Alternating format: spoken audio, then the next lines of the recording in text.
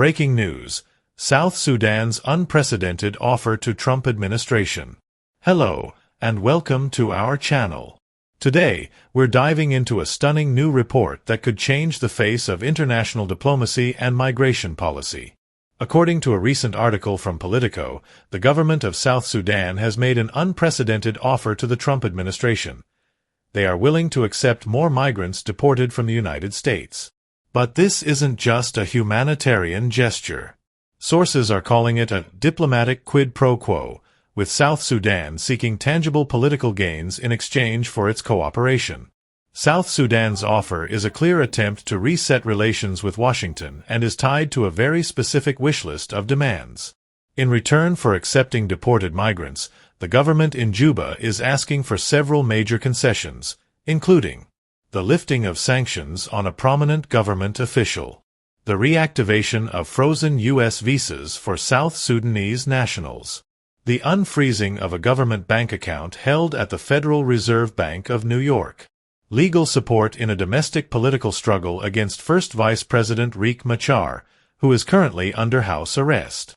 This offer is a bold move by the South Sudanese government, using the U.S. administration's need to find third countries for deportations as a strategic bargaining chip.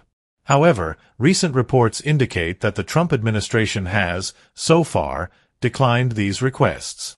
The recent deportation flight. This deal follows a preview we saw on July 4th, when the U.S. deported 8 undocumented migrants to South Sudan. What has raised eyebrows is that only one of those deportees had South Sudanese origins. The other 7 were from countries including Cuba, Laos, Mexico, Myanmar, and Vietnam.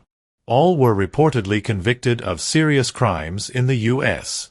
The U.S. government has stated that South Sudan provided formal diplomatic assurances that these deportees would not face mistreatment or torture. However, the deportations to a country where the State Department advises against travel due to crime, kidnapping, and armed conflict has ignited intense debate about the legality and ethics of these removals. This diplomatic maneuver by South Sudan could set a major precedent for how global migration and foreign policy intersect.